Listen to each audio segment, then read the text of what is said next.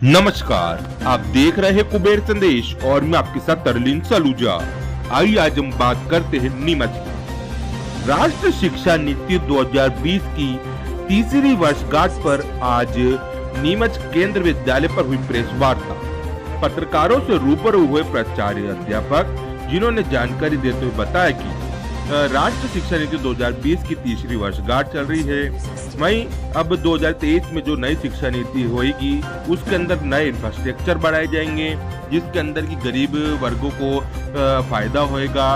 वहीं उन्होंने बताया कि बाल वाटिका के तहत अभी 40 बच्चे हमारे स्कूल के अंदर है जिसमें से 10 बच्चों को फ्री में एजुकेशन दी जा रही है।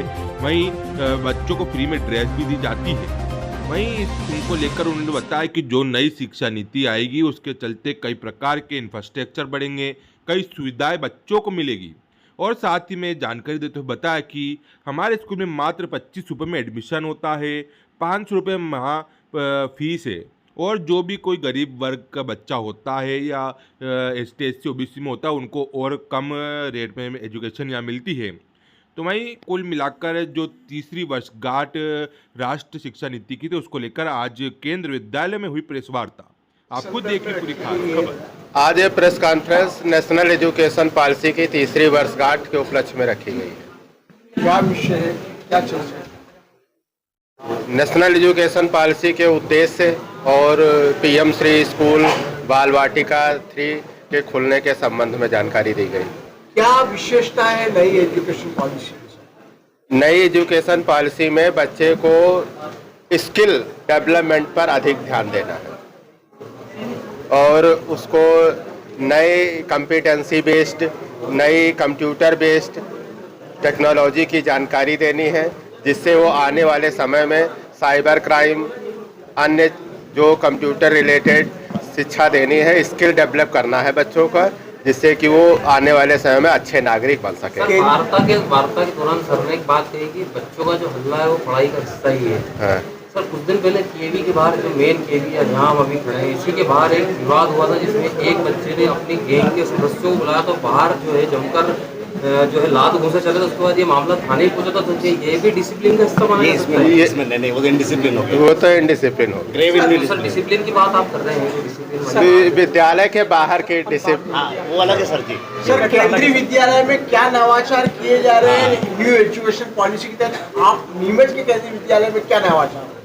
नीमच के केंद्रीय विद्यालय में इसी वर्ष से कंप्यूटर बेस्ड टेस्ट चालू किए गए हैं जो कि ऑनलाइन टेस्टिंग का जो प्रोग्राम है CUT वगैरह में बच्चों को नीट वगैरह में कंप्यूटर बेस्ड टेस्ट देने पड़ते हैं तो उसकी प्रैक्टिस अभी से चालू कर दी गई। PM श्री का दर्जा मिला है? मिला है। उसमें क्या क्या फायदे हैं? क्या PM श्री के द्वारा गरीब तबके के बच्चों को छात्रवृत्ति मिलेगी और गर्ल्स को, सारी गर्ल्स को फ्री किताबें, फ्री यूनिफॉर्म और DBT के माध्यम से उनके अकाउंट में भेजा जाएगा।